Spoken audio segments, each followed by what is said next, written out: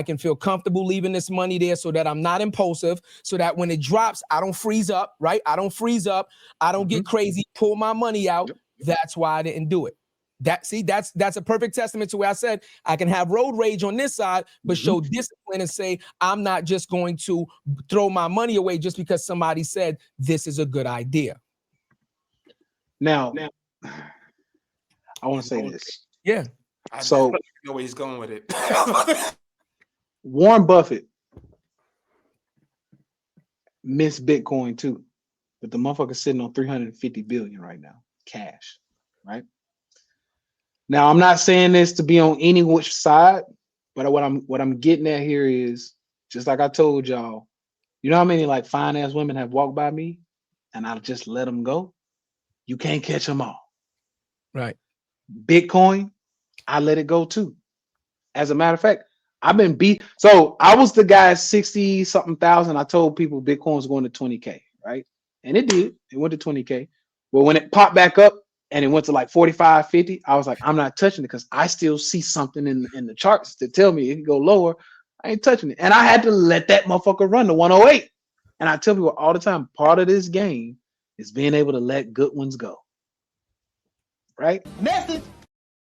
Bitcoin ran, and when people people hit me up all the time now, and they're like, "Tay, you were wrong about that one." I said, "Y'all gonna have to fucking run without me, my boy." Like that, and that's the game when it comes to FOMO. In this game, you gotta lock in, right? And you gotta find out what's your thing and what's not, what's for you and what's not, right?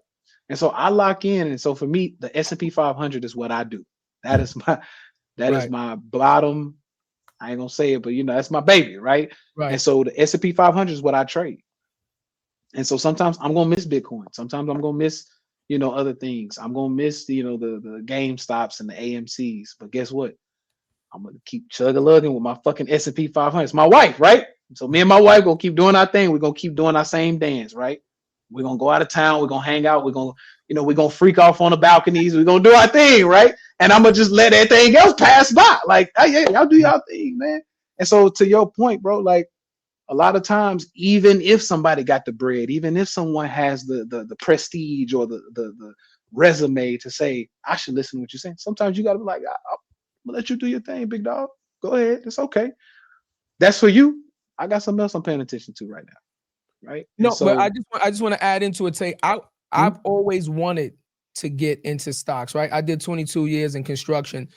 I watch my fucking workers. I mean, that Robinhood shit, they live and die by that shit. I watch motherfuckers. Yo, I just made $250. That shit is their Instagram. That shit is their social media. They live. But like I said, all I'm saying is, a lot of people, Tay, and we've had this conversation when you was on the show the first time, man, they're fucking afraid. I was afraid, right?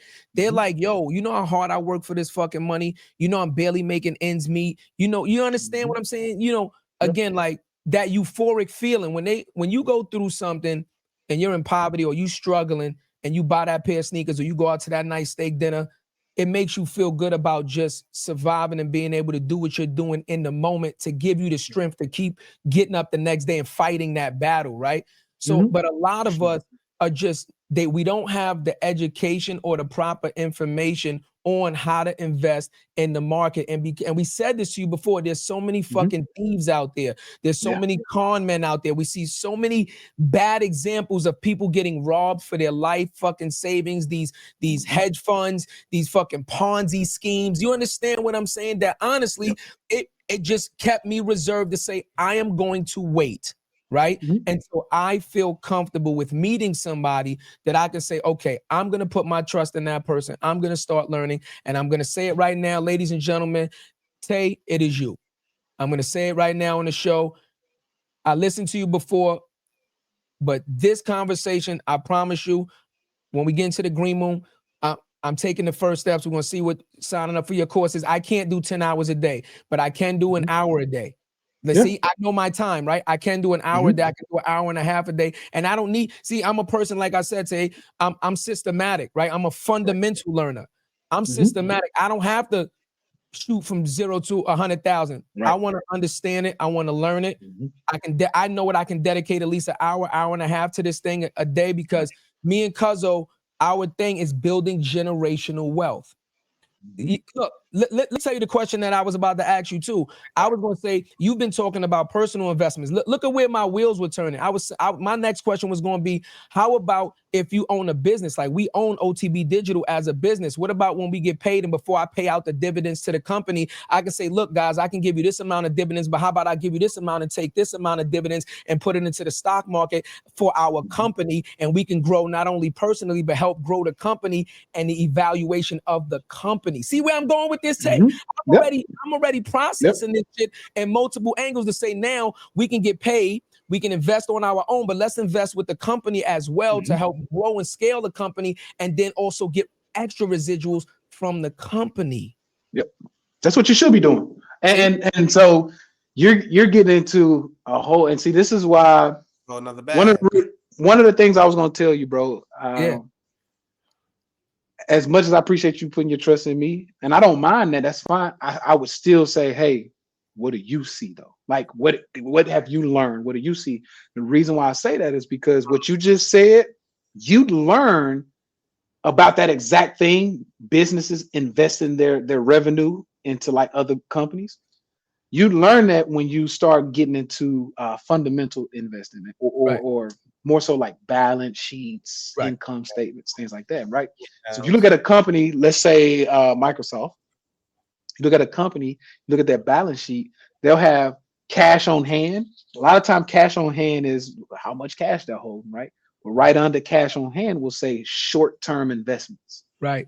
Short-term investments will be considered what's considered like liquid assets. Right. Basically, those are things that I can push a button or make a phone call and get my cash in 48 hours. Right. Now, this is when you see things like Microsoft invest in Apple shares. Right. And so that might be competition. And they're like, what? So as Microsoft, what do you think about Apple and what they're doing? They're like, oh, for fuck. Do your thing, Apple. Because when y'all succeed, so do we. Right. And so you'll start seeing that these companies start investing in their essentially their enemies or their competitors. And so it becomes one of those things where like banks that are competing against each other, they hold shares of the competitors. Right. And so that's what I always tell people. I say, listen, hell yeah, take some revenue of the company and put it to work. Right. Yeah. Because that's how most businesses do. It's just a line item. Look on it. Just it's a line item. Yep. 3% of the P&L we're gonna put for risk. Right. There you go. See? There you go. And again, like, I learned about that. I got a business degree, Tay. So, again, like, I took accounting and this and that, and I understand balance sheets and assets and I understand all of that. So like I said, like, and certain things, like I said, I can be, my temper and road rage, but other things I'm very systematic and I'm very calculated. And I tell people like, yeah, you might see me make a move, but I planned that move 10 years ago. Like me and Cuzzo already talking about moves that we're going to do in the next 5 to 10 years.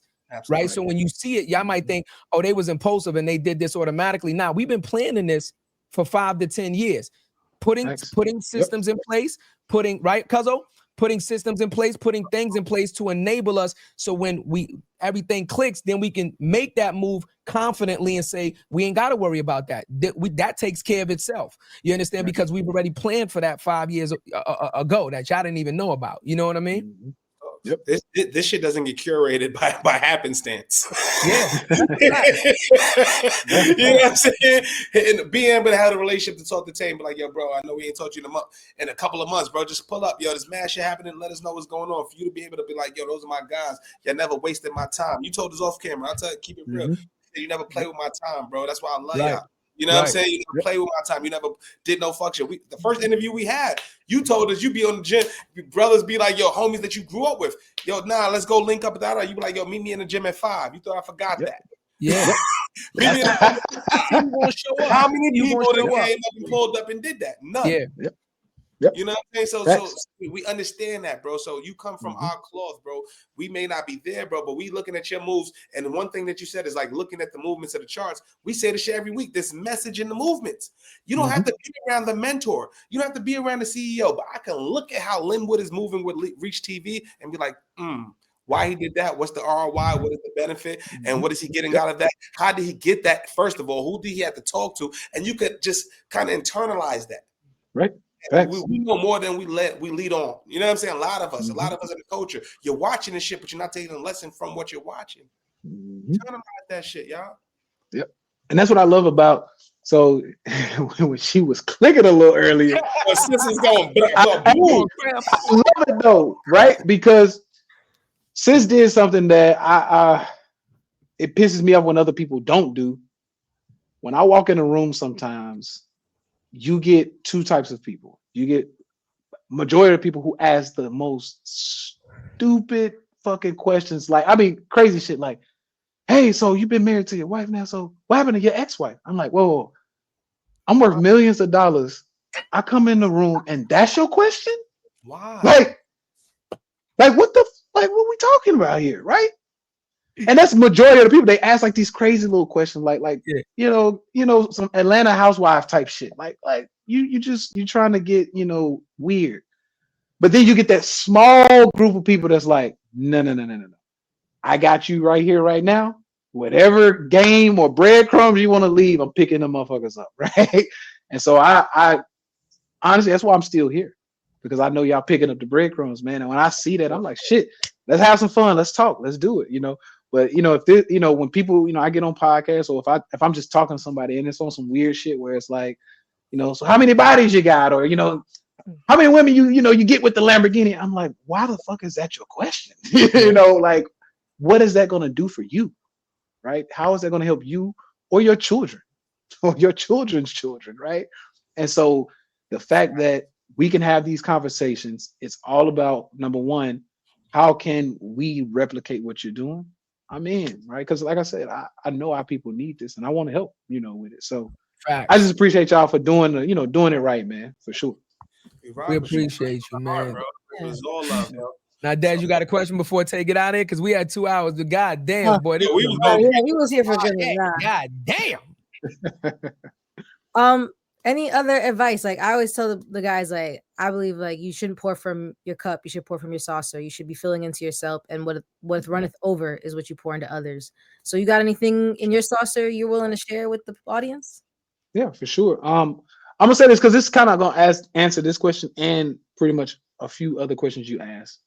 One of the things I teach my my community, I say, listen, they are getting, when I say they, I'm speaking about whether it's the government, the technology, or the people over the technology nowadays. They are getting to a point where they can track. If you look at your phone, every now and then they'll send you a little notification that says you spent 9 hours on your phone, and these are the apps you spent the time on, right? They're getting to a point where they're going to be able to say or respond to people when they say, man, I'm broke. I don't understand what's going on. Woe is me, blah, blah, blah. They're getting to the point where they're going to be able to pull up her or pull up his information on his phone.